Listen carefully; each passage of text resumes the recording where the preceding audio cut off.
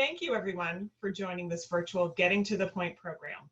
I'm Caroline Angel Burke, the Vice President for Education, Visitor Experience, and Collections at the Edward M. Kennedy Institute. As we commemorate the 55th anniversary of the 1965 Voting Rights Act and mourn the passing of civil rights leader John Lewis, the Kennedy Institute is proud to host this conversation that reflects on the landmark legislation and the current parallels to disenfranchisement that many of us are facing today. The Institute was humbled to host Congressman Lewis for a conversation in 2015. And as we reflect on his legacy, conscience, and commitment to nonviolence, I can think of no more important conversation to have that honors his memory. As Vicki Kennedy, the co-founder and president of the board at the Kennedy Institute, recently said, "Let us honor his life by continuing his work to make our country a more perfect union, where equality for all really means all." Just as did Congressman Lewis, Senator Kennedy believed in civil rights for every American, and voting rights are civil rights. Senator Kennedy was a staunch supporter for this legislation and had advocated for the elimination of the poll tax prior to its passage. Throughout his time in the United States Senate and the many revisions of the Voting Rights Act, Senator Kennedy worked with members of Congress, staff, and grassroots organizations to ensure that all voices were heard. He believed that voting is the cornerstone of our democracy, and that the more people who participate, the more efficient and effective our nation becomes. We're pleased to welcome three extraordinary individuals who worked with Senator Kennedy on the Voting Rights Act: Antonia Hernandez, Mark Schneider, and Burt Wides, and grassroots organizer Lydia Camarillo for this conversation today. I'd now like to introduce our moderator for this afternoon, who's well known in the area of voting rights, Ari Berman. Ari is a senior reporter at Mother Jones, and his coverage on voting rights issues, the history of voting rights in America, modern radicalization of voter suppression, partisan gerrymandering, American politics, and the future of our democracy has appeared in numerous publications. He's a frequent guest and political commentator on MSNBC, NPR, PBS, and C-SPAN. Ari is also the author of Give Us the Ballot: The Modern Struggle for Voting Rights in America. We are thrilled to have Ari as our esteemed panelists with us for this incredibly important conversation. And with that, I'll turn it over to Ari to get us started. Ari? Thank you so much, Caroline, and thank you so much to the Kennedy Institute for sponsoring this. It is a very timely conversation.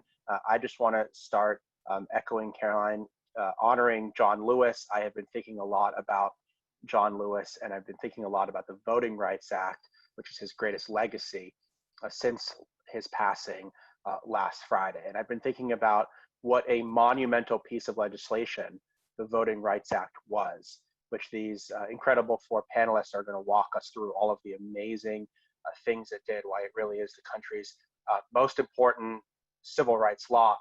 I've also been thinking a lot about how John Lewis and the legacy of all of those people that fought for voting rights, like Senator Kennedy, like Bobby Kennedy, is being undermined today by a new attack on voting rights. That in the past decade, half the states in the country have passed new restrictions on voting. Things like strict voter ID laws and cutbacks to early voting and closing polling places. And in 2013, the Supreme Court gutted the heart of the Voting Rights Act and unleashed a wave of new voter suppression in places like Texas and Georgia and Arizona, with a long history of voter discrimination. So on the one hand, we are going to celebrate all of the progress that was made under the Voting Rights Act, but we are also going to talk about the barriers that voters are still facing, and the fact that there is legislation right now before the Congress to restore the Voting Rights Act. And just yesterday, there was a bill introduced by Senator Patrick Leahy of Vermont with 48 co-sponsors to restore the Voting Rights Act and to rename it after John Lewis. It is now called the John Lewis Voting Rights Advancement Act. So all of this is great context for our discussion. Of course, we're going to be in an unprecedented election in 2020, where voting is going to be at the center of the conversation. Will states be able to handle vote by mail? Will you be able to vote safely in person? Will the results of the election be accepted by the sitting president? All of these are questions that we're grappling with that we didn't even think we would be talking about before this pandemic hit. So there's so much to discuss about both the past and the present when it comes to voting rights. So I am going to stop talking and I am going to turn it over to our esteemed panelists, starting with Lydia. Please begin, Lydia. Thank you to the Edward Kennedy Institute for the invitation. It is an honor to be here with such a distinguished panel. Over the last 20 years, I have had the opportunity to be part of Southwest Voter Registration Education Project. In December of 2018, I was named president of one of the Latino legacy organizations. Southwest Voter is committed to empowering the Latino community through their vote. Since we opened our doors in 1974, Southwest Voter has registered 2.7 million Latinos, trained 150,000 Latino leaders, and won 210 voting rights lawsuits. I can honestly say that I started working on registering Latino voters when I was a freshman in college. I knew then that I wanted to work for MALDIF and Southwest Voter. I had the honor of working as a national leadership director under Antonia Hernandez's leadership. I am the daughter of immigrants, parents who were born and raised in Mexico. My husband and I are proud parents to two talented and intelligent young men. Today's discussion cannot be more relevant. The untimely passing of Congressman John Lewis, the racial inequalities exposed with the murder of George Floyd, and the global pandemic that is killing Latinos and African Americans disproportionately make this election the most important election of our lifetime, and the Voting Rights Act is needed to protect the vote. It helped our communities overcome legal barriers at the state and local levels that prevented African Americans from exercising their right to vote. It gave minority voters the chance to vote and determine their own destiny. The vote was and is a defense against racial discrimination and barriers. The Voting Rights Act banned the use of literacy tests, provided for federal oversight of voter registration in areas where Blacks and Latinos were not registered to vote, and authorized the U.S. Attorney General to investigate the use of poll tax in state and local elections. Black voters who attempted to vote were often told by election officials that they had gotten the wrong date, time, polling place, wrong, that they had possessed insufficient literacy skills, or that they had filled out an application incorrectly. The language voting communities often face the same social, economic disparities and logistical barriers that negatively impact other voters. They discriminated against by poll workers because their communication wasn't clear. In some cases, poll workers assume that language difficulties meant that the voter is ineligible to vote because the voter is not a U.S. citizen, which is not the case. And the political process can be overly complicated for those who have immigrated from countries with no democratic systems. Immediately after the Shelby ruling, the city of Pasadena, Texas, swiftly moved to dismantle its single-member district elections to at-large voting systems. MALDIF immediately sued the city. The courts found these actions unconstitutional under Section 2 of the Voting Rights Act. In the Southwest Voter lawsuit against Texas voter ID law, the DC federal court found that the voter ID law was unconstitutional and determined Texas acted with intent to discriminate and dilute the Latino vote. Nonetheless, the Shelby ruling allowed Texas to retain its voter ID requirements. As a chair of the Texas Latino Redistricting Task Force, I led the effort in partnership with 7 other organizations, including MALDIF, MABA, WCBI. We filed a lawsuit, the legal challenge that ultimately increased the Latino majority districts at the Congressional and State House level. Ultimately, 9 Latino majority districts were drawn. 2+ gained new majority congressional districts. We also gained 4 State House Latino majority seats. MALDIF is our legal counsel. Think about this. Texas gained 4 new congressional districts because of the Black and Latino population growth. The Latino population grew by an estimated 65% from the last census count. Yet Texas took 1 Latino majority congressional district away when it retrogressed Congressional District 23. We won the legal challenge against Texas. It took almost 10 years. Our nation's history has demonstrated time and time again that our voting rights will be violated with intent to dilute the vote. The 2020 general election is the most consequential election of our time. We must get ready for long lines, less voting places, not enough ballots, efforts to intimidate voters, and ballots that will never be counted because they claim that the signature on the vote by mail ballots do not match. Voters will be purged. Despite the 145,000 people who have died, lost their lives to COVID-19, state like Texas refused to provide voters the option to vote by mail. Southwest Voter calls on Congress to authorize the Voting Rights Act, fix Section 4, and let us make sure that Section 5 of the Voting Rights Act continues to provide protections for generations to come. Vote November the 3rd. Remember, su voto es su voz. Gracias. Thank you so much, Lydia. Antonia, you are next. And I should just ask everyone, please introduce yourself at the beginning so everyone knows who you are. Thank you. Oh, you're muted. Directions really well. Good afternoon. I guess it's afternoon in the East Coast. My name is Antonia Hernandez, and I come to you from Los Angeles, which has been my home since 1956. I had the privilege of working with Teddy as we knew him as staff for Senator Kennedy. I was the first Hispanic hired to be counsel to the Senate Judiciary in the late 70s, shortly after he took over the Judiciary Committee. And it's wonderful to be with my colleagues, Mark and Burt, who we worked together back in the late 70s, early 80s, and of course with Lydia, who worked with me at MALDEF. I am currently the president of the California Community Foundation, but for 23 years, I worked at MALDEF. And in fact, when the Democrats lost control of the Senate in 1980, I began working with MALDEF, first as the lead person in Washington, D.C. And in that position, I worked very closely on the renewal of the Voting Rights Act of 1982. So first, I'm going to spend a minute or so telling you what I actually did for Senator Kennedy. I was hired, well, actually, let me go back. Under the previous chair, Thurman, I think, I can't recall that far back, there was a subcommittee. It was an immigration subcommittee. The senator dissolved the subcommittee and brought in the issue of immigration within the full Judiciary Committee. So I was hired basically to address issues that came up at the Judiciary Committee on Immigration.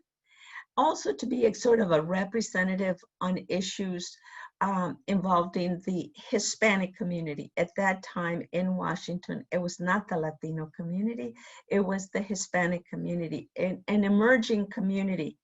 But to work on that, and I also worked on judicial nominations, particularly those coming from California.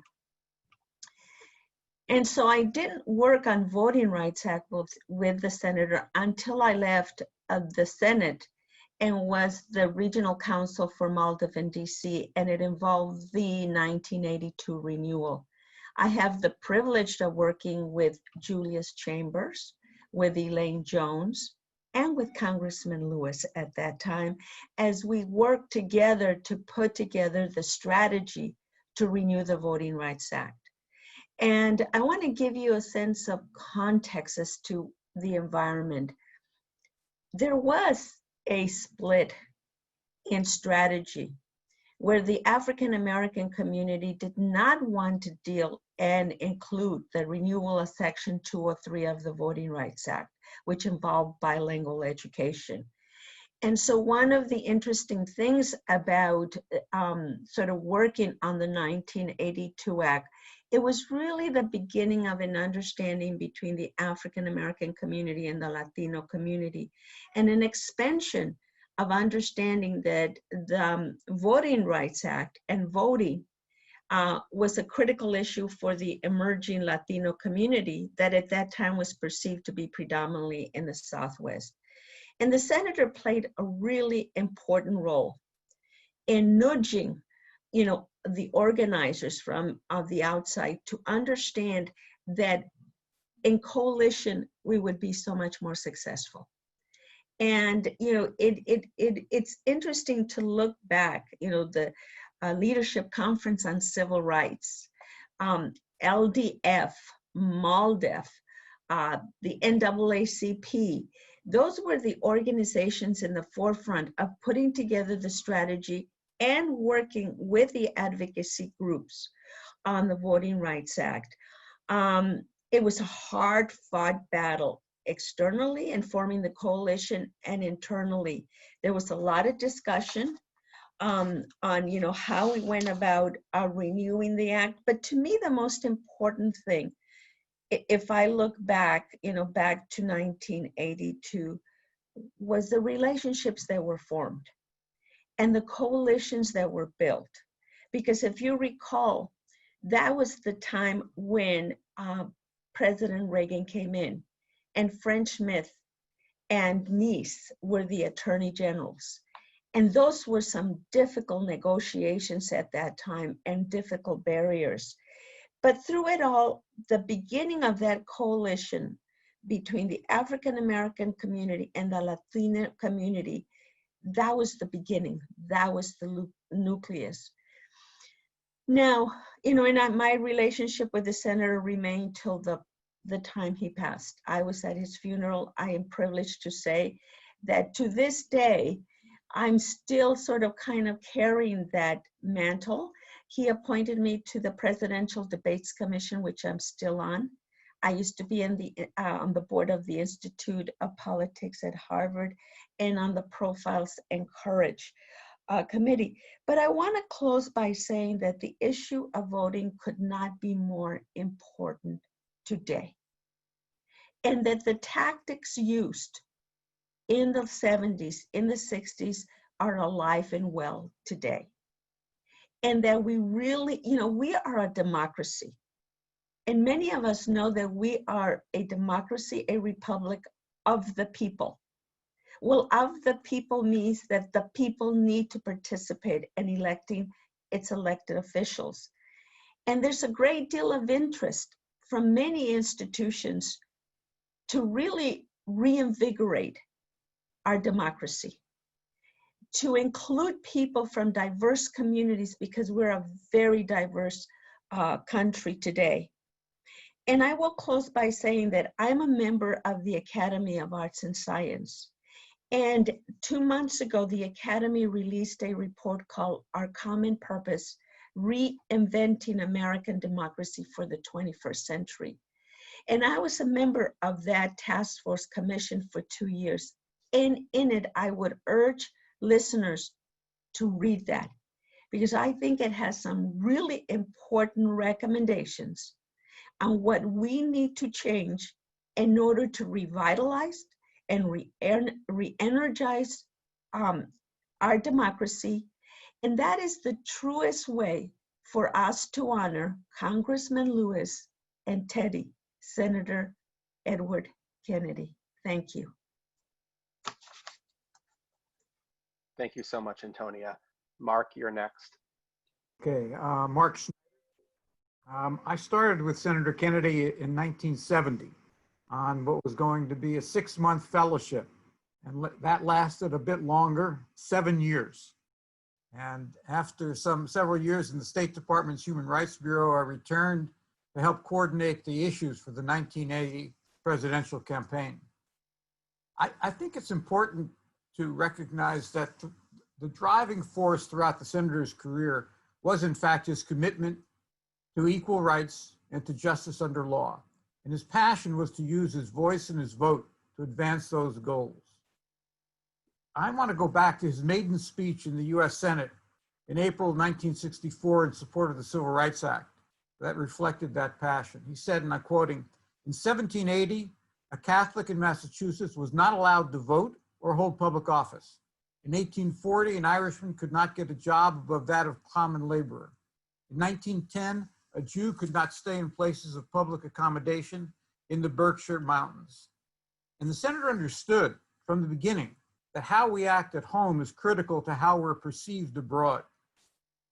And I think that he recognized the direct link between respect for civil rights at home and respect for human rights abroad, and he fought for them both.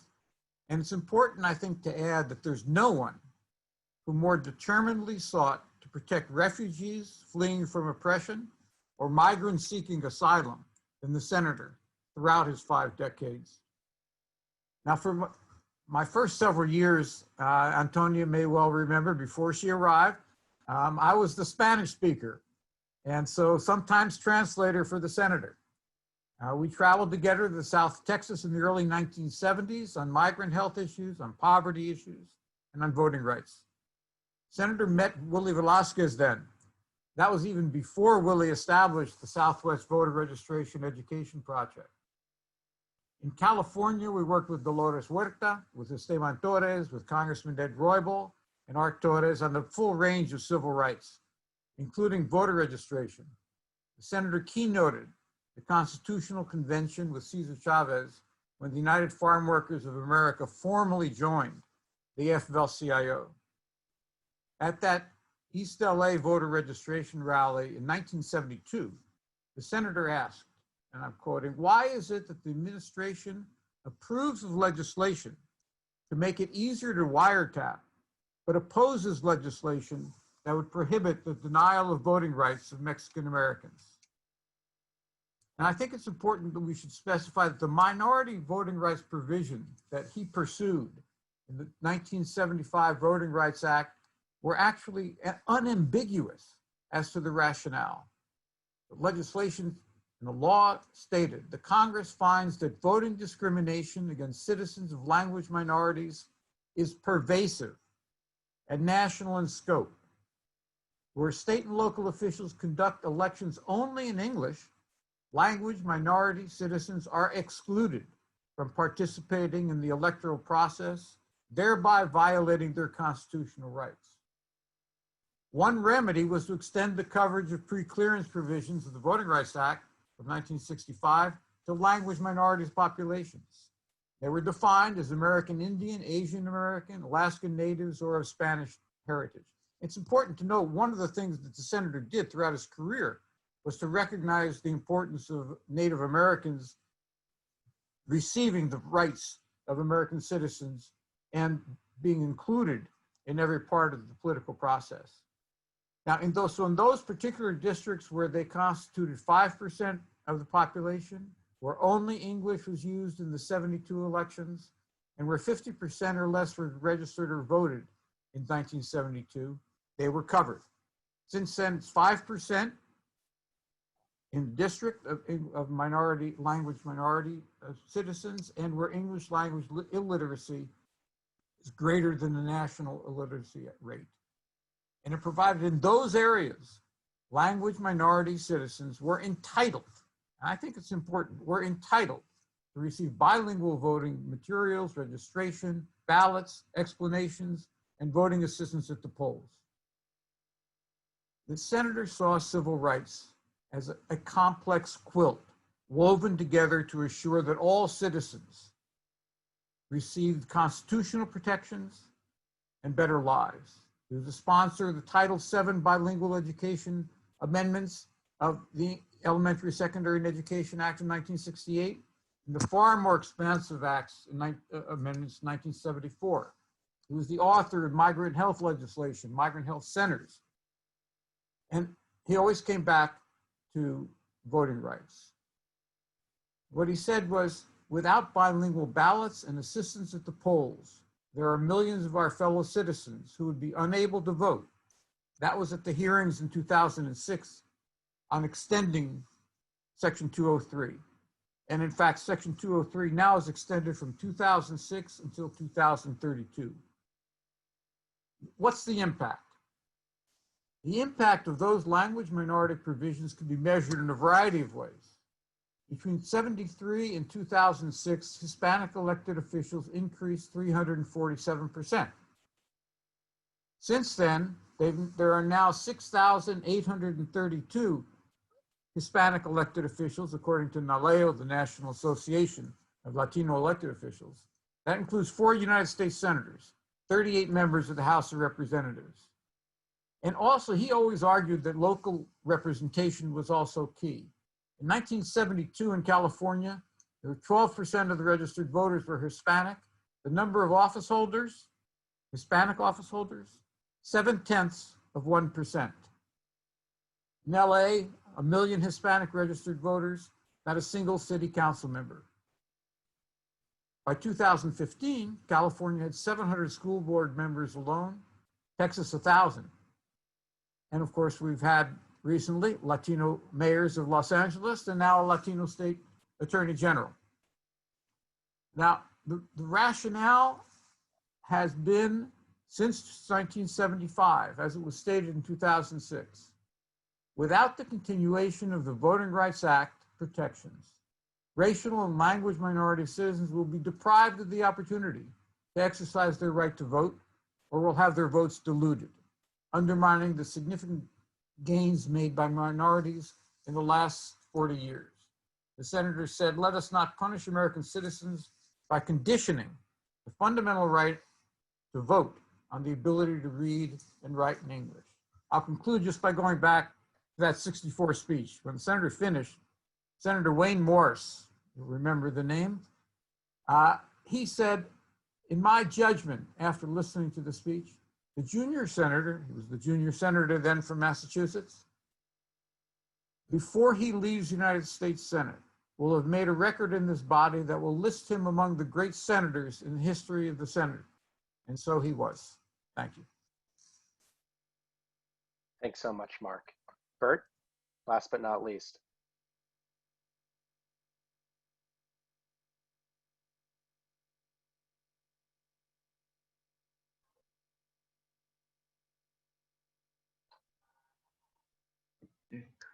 Thanks, Ari.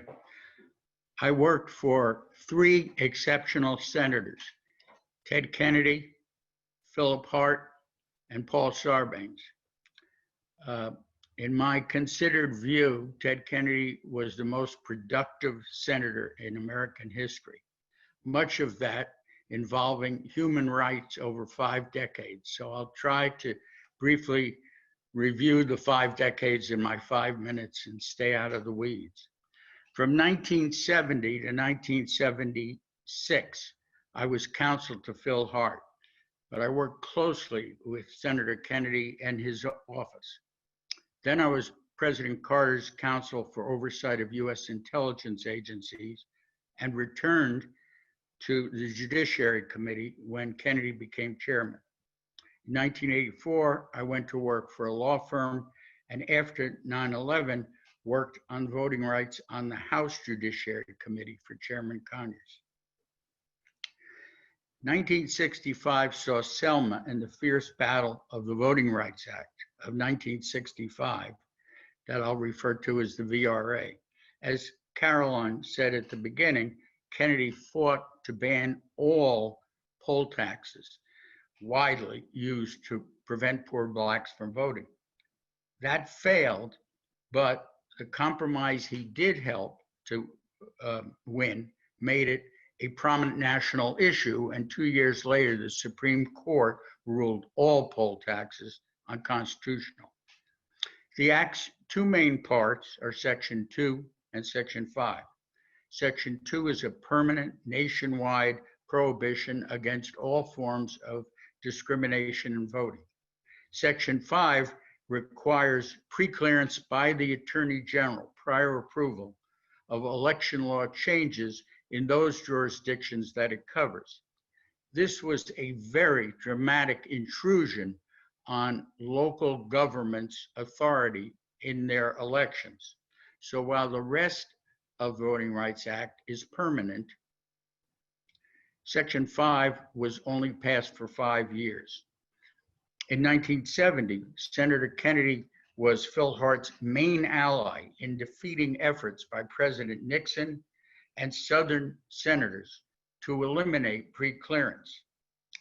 Hart and Kennedy won, and it was extended for another 5 years. I might note that in the 1970 effort, John Lewis, then head of the Voter Education Project in the South, was one of our witnesses.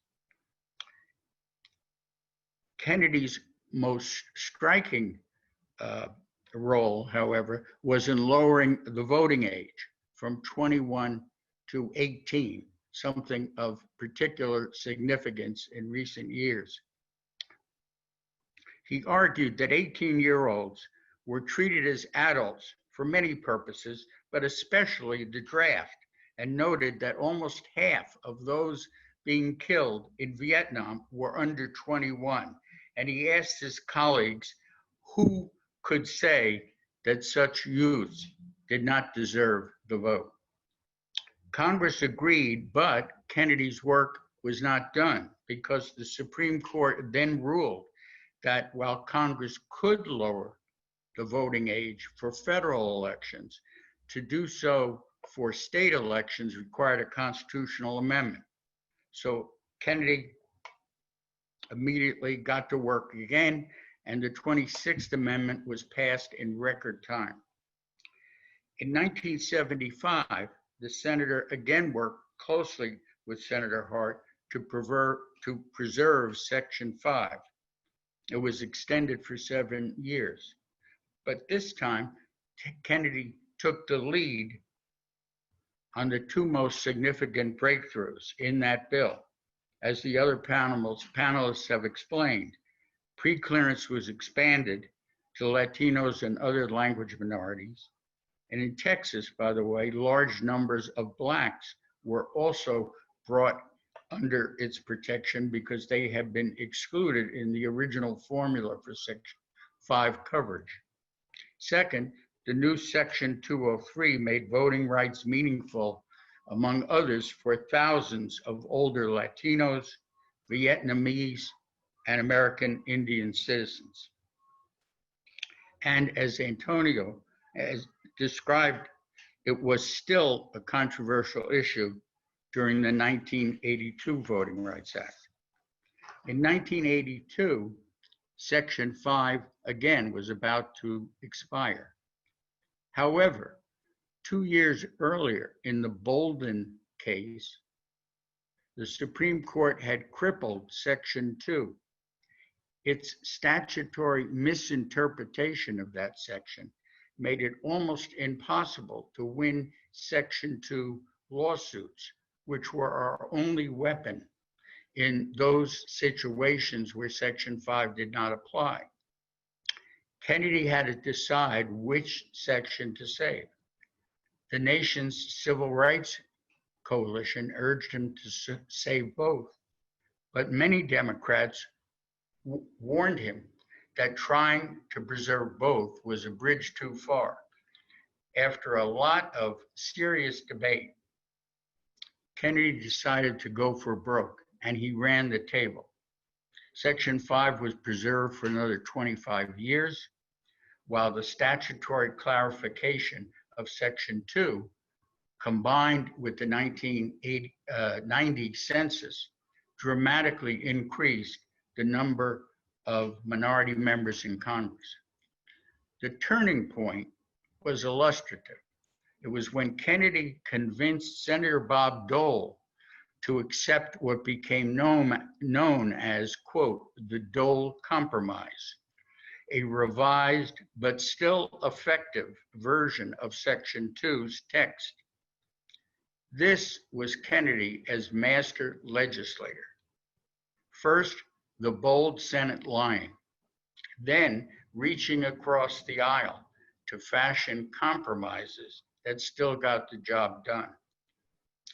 In hindsight, that win was even more crucial than we realized at the time, because after Chief Justice Roberts gutted Section 5 in the Shelby case, only Section 2 remains to challenge voter suppression and made possible, for example, the successful lawsuit that Lydia described and the defeat of a voter ID bill in North Carolina described as one which discriminated with surgical precision. In 2006, the section was ending again, Section 5.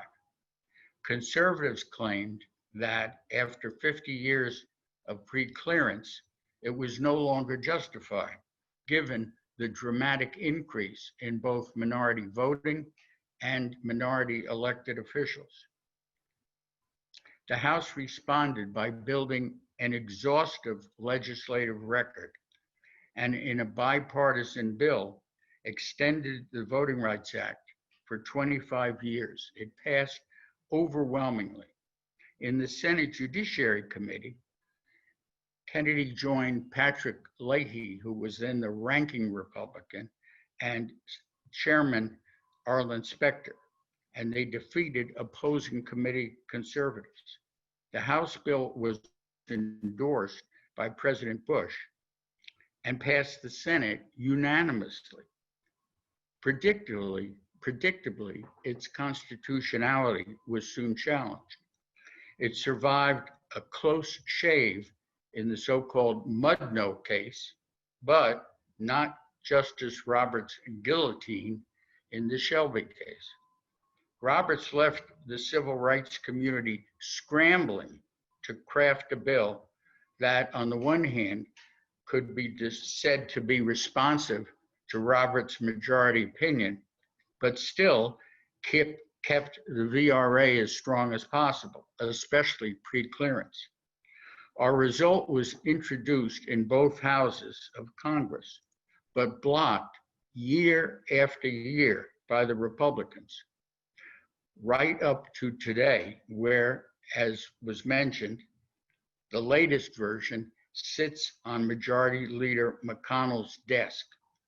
Despite pleas led by John Lewis and now, sadly, on his behalf. And as has been discussed, multiple forms of voter suppression flood the election campaign of 2020, amplified by even louder cries of voter fraud in the context of the COVID-19 crisis. Senator Kennedy's record on voting rights is amazing, and we can only hope that we can respond to his and John Lewis and others, so many others, contributions, and maintain voting rights now for everyone. Thank you. Thanks so much, Burt, and thank you so much to all of the panelists. So I want to pick up with what Burt was talking about. I thought Burt did a really good job of talking about the 4 reauthorizations of the Voting Rights Act in 1970, in 1975, 1982, and in 2006. I think what a lot of people don't know about those reauthorizations is that all 4 reauthorizations were signed by Republican presidents. And each time there was an overwhelming bipartisan vote in the Congress. I was hoping one or more panelists could talk about why there was such strong bipartisan support for the Voting Rights Act every time, and even why Republican presidents that didn't particularly like the Voting Rights Act ended up signing the reauthorizations. Burt, why don't you start, but unmute yourself. And then Antonia. Antonia, why don't you start, because Burt's muted. I would say that I would emphasize the ability of Senator Kennedy to form relationships. And I'll give you an example. In 1980, when the Democrats lost control of the Senate and Reagan came in, Senator Kennedy right away met with President-elect Reagan and began forming that trust and relationship. And as you know, if you have a relationship and a sense of trust, then you're able to talk about differences.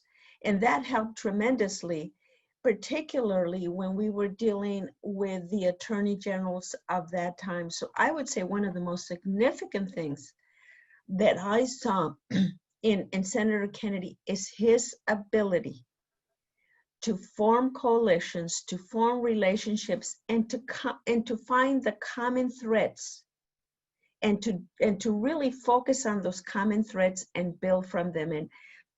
that he did that on every issue that he worked on. I remember him, and I'll give you a story. When I worked for him, I was working on a bill, and the Republicans, wanted something else, and we weren't getting everything that we thought was necessary. And he says to me, Antonia, because he used to call me Antonia, from Boston, America. So he says, Antonia, today we take half a loaf, and then tomorrow we come back for the other half. And I always kept that in mind. It's a lesson that I learned, but he never gave up. He never forgot that we were going after the second loaf of bread. I would say that in addition, obviously, to the senator's amazing ability to work with Republicans across the aisle, and I would note at the opening of the Institute, almost every speech, I would say in particular President Obama's, but almost every speech by some of the Republicans who spoke at the opening of the Kennedy Institute emphasized Kennedy's amazing ability to go across the aisle, which is ironic because the Republicans, of course, spent all of his time in the Senate campaigning against him as the great left-wing threat to democracy. But in addition to that, times were different. We could count on probably 24 Republicans for most civil rights things, or well over a dozen, unless the presidency itself was perhaps at stake. But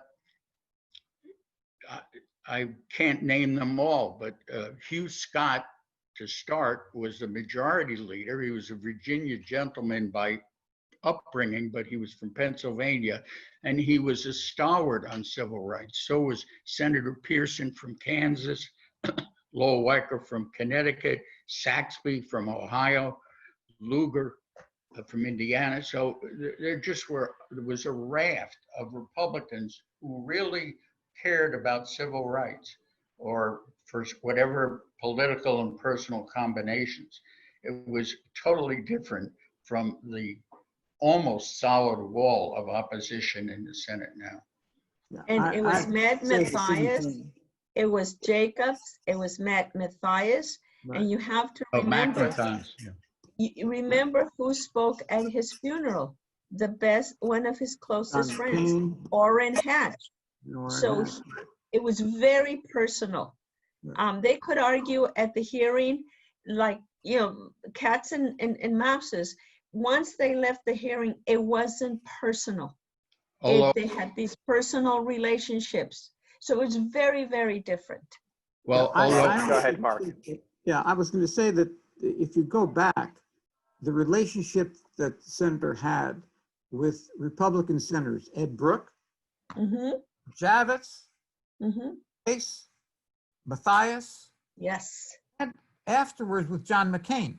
Yes. Remember the legislation on immigration reform that would have given a path to citizenship to all, at that time, undocumented, which would have been about 12 million, that he and John McCain proposed that together. I mean, and usually the first question out of his mouth when you proposed a piece of legislation was, who's the Republican co-sponsor? Yep. It was easy at that time. It's a different world now. I want to ask a question to Lydia about that. Lydia, why do you think that the politics of voting rights have shifted so much since then? I mean, you look at the bills to restore the Voting Rights Act. Only one House Republican voted for the bill to restore the Voting Rights Act in December. Only one Senate Republican, Lisa Murkowski, is sponsoring legislation to restore the Voting Rights Act now. How did we get from a situation where the Voting Rights Act was reauthorized in 2006, 390 to 33 in the House, and 98 to 0 in the Senate, just not that long ago, to a situation where almost no Republicans are supporting this today? I think that in addition to what Antonia and Burt and Mark have talked about in terms of the internal politics and the ability of Senator Edwards to coalesce and develop partnerships and real trust with both sides of the aisle, we have to look at the external realities. Let's not forget that Reagan won with a landslide, and he was not at all worried about his loss for the next election, because first of all, there wasn't enough Latinos that were registered to vote. We were a smaller population, a smaller group. The power of the Latino vote and the African-American vote is extraordinary today. California is now 25% of the share of the vote is Latino. Arizona, you would have never believed that, is 25% of the share of the vote, thanks to, in large part, to Proposition 187 in California, that the communities move forward. It made a change in Arizona, Prop 1070, and to some extent, this SB 4 in Texas, which we're also going to see about 24, 25% of share of the vote. So I think that there were a couple of factors. One, people who are in control right now on the Senate side and in the presidency were not worried at that time that their power would be relinquished because of the lack of voters that might vote against them. I think that's one. I think the other thing is that this climate today, because of President Trump, has become so negative and anti-Latino and anti-immigrant and anti-Black and anti-everything, that it's a party that is attacking almost all communities. And then on top of that, the senators that are Republican, are a part of his party, are worried that they too will be attacked, not only in the primaries, although we're done with that, but attacked, and then they'll have someone who will not work with it. So I think that those political factors are an important factor, but the Latino electorate has grown dramatically. In 2000, there were no more than 7 million registered Latino voters, 7.5 million. We're gonna get close to 18 million this cycle nationwide, but electoral votes per state do matter, and that's the difference.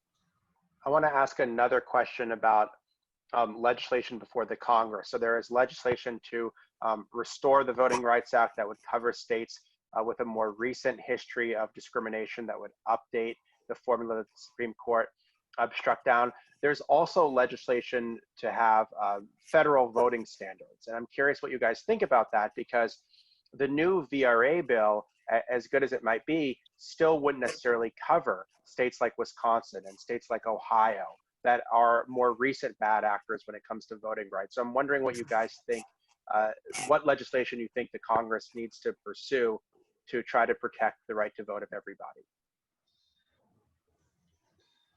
Let me just say one thing, and that is that so far as the language minority population, it's crucial to keep that language in. As you know, every 5 years, the Census Bureau basically says these are the jurisdictions that are covered. And the last finding in 2016, which covers the coming election, found 263 counties, cities, and other jurisdictions in 29 states where Section 203 applies. So it's crucial to ensure that that continues. And as you were saying, that includes several of those states that you mentioned. So you don't want to do anything that reduces the coverage of that legislation. And I would say that another factor is sort of the growth in diversity of the United States, the demographics. But interestingly enough, it goes back to the philosophy of the two parties. And there is a feeling, at least from my perception, that Republicans have given up on having a rainbow coalition within the party. And so therefore, they're not only trying to minimize the votes of people of color, they're now, and I think to your point, trying to minimize the votes of people that don't agree with their philosophy. You get that in Wisconsin and Minnesota, in states where there is a minority population, but that's not the entire population. So I think what you're having right now, and that's something we need to look at, is what do these parties stand for? And what do they fear? And in the Republican Party, the perception in general, you know, and these are generalities, is that African Americans in general will not vote for a Republican, that Latinos in general will not vote. Right now, we have the issue of women and suburban women who voted for the current president in 16. And the question is, well, will they vote for that? So you're dealing with not only ethnic issues, but you're dealing with philosophical issues of the parties that are self-defining who's in the tent. I want to I would ask each of you guys to quickly tell us what concerns you most about the 2020 election. I'll start very quickly. That's the issue of COVID and the impact on the ability of states to ensure that everyone who wants to vote but is fearful because of COVID and therefore needs to have an absentee ballot is able to get that. If I had to say one single piece of legislation I'd love to see to pass tomorrow would be a provision that would say anyone who wants an absentee ballot throughout the United States can get one, period. And the other is to have funds and training for poll workers, funds to cover what you have to do in order to count those ballots. It's not enough just to get absentee ballots out to the people and they send them in. Those ballots need then to be counted. And there's a lot more that needs to be done to provide resources and training to poll workers and to the states in order to have that occur. I want to go back because I would echo what Mark said about concerns to the previous question and make a few quick points. One, there's no constitutional right to vote expressly in the Constitution. Jesse Jackson Jr., Jesse Jackson's son, when he was a congressman, proposed it, and there's now a resurfacing of the idea of a constitutional amendment for the right to vote broadly. In terms of legislation, Ari, I think that those kinds of standards are so likely to face a constitutional challenge with a court now in play. And I should add that in the 1982 fight, the by far biggest opponent who was writing virulent memos to the president or to the attorney general against preserving Section 2 was Chief Justice Roberts. So I would not be very sanguine about legislation going up, especially because going nationwide, Congress wouldn't have the ability to use the power it's given under the 14th to 15th Amendment in the final clause to implement those constitutional amendments where it can make the showing of discrimination. Right. But I would favor using money, assuming we are in control of Congress, because otherwise none of these bills would move, to condition federal funding for all sorts of things on the right voting procedures, which I think could be done. Again, however, you'd be facing the courts. I also want to just say that in the interest of time, I didn't mention 3 other people who were on Kennedy's staff and were quite involved in what I talked about. One, Jim Flug, who was Kennedy's chief counsel on judiciary in the early 70s. And when he was not busy beating terrible Supreme Court nominees or starting, and he started the Congressional Watergate investigations, he was very involved in all of Kennedy's work on the Voting Rights Act. Secondly, with regard to lowering the voting age, that was Harry Parker, Kennedy's extraordinary legislative director, who really was the staff person helping Kennedy on that. And finally, in the 2006 vote, Kennedy was lucky to have William Yeomans, who had already been an expert on voting rights in the Justice Department, as his staff director, and they played key roles. We only have a few minutes left, so I want to get Lydia and Antonia's perspective. And I also want to ask you both, can you also please address the importance of the census? And if you are concerned that there could be an undercount of Latinos in the census, the new executive order by the president, and how that might affect voting rights as well. So 2020 plus the census for both of you. Let me start with the census. There's definitely going to be an undercount. No question about it.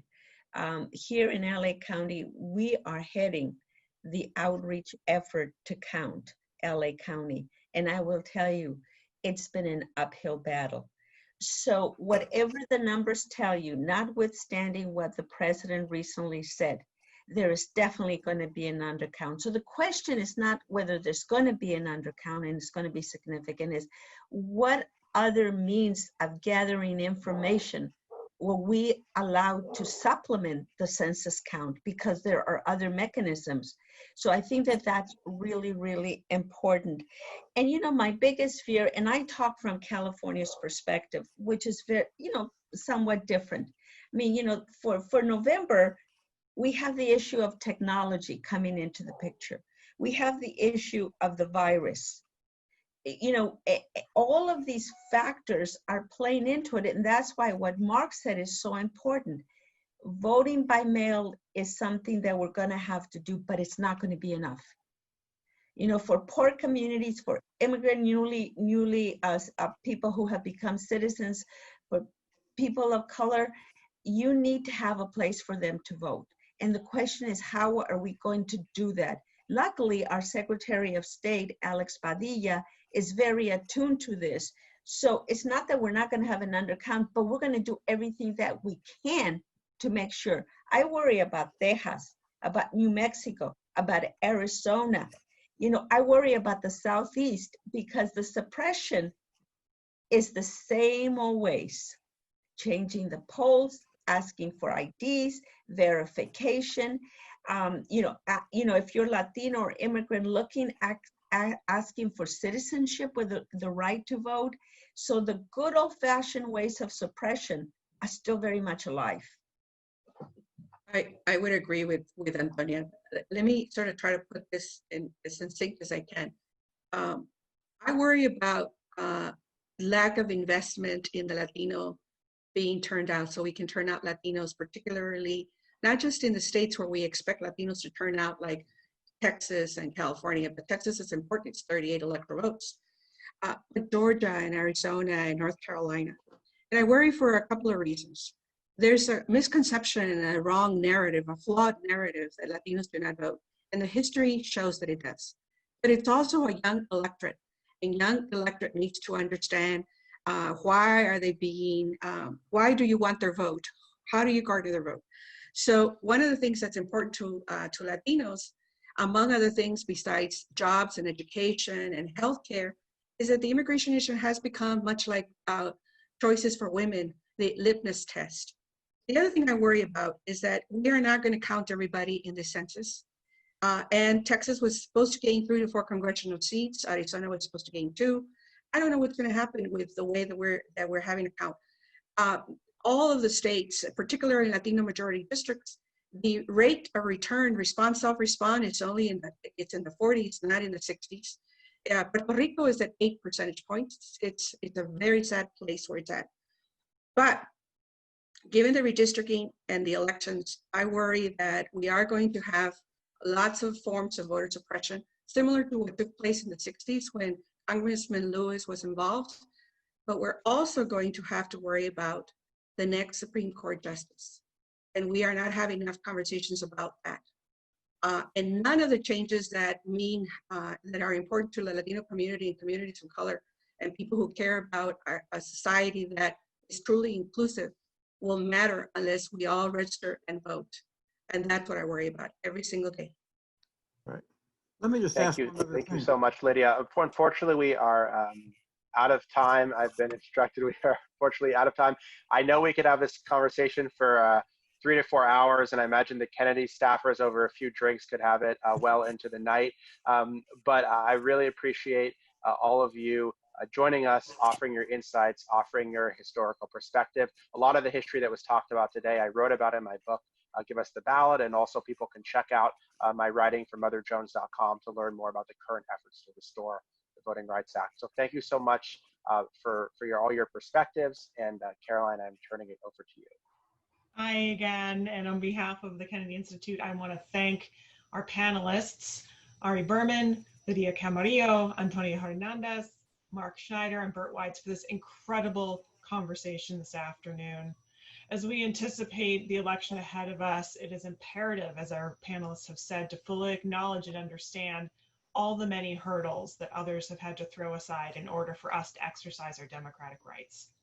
We at the Kennedy Institute are very much focusing on these topics through our programming this summer and fall, and we're excited to launch a new website dedicated to understanding and exercising our right to vote next month. But until then, we can look forward to a recording of the program today being available on the Kennedy Institute website in the next day or two. So be sure to share that with your networks. In addition, as we just sort of have been discussing, there are some steps that we all can take to make sure that we're engaged. Make sure you're registered to vote. If you're in Massachusetts or in one of those states that allows vote by mail, keep an eye out for your mailbox for that request form for voting by mail. And if you haven't done so already, be sure to fill out your census form by going to 2020census.gov. Thank you all for your continued commitment and dedication to democracy and civic engagement. And again, on behalf of the Kennedy Institute, we'll see you next time.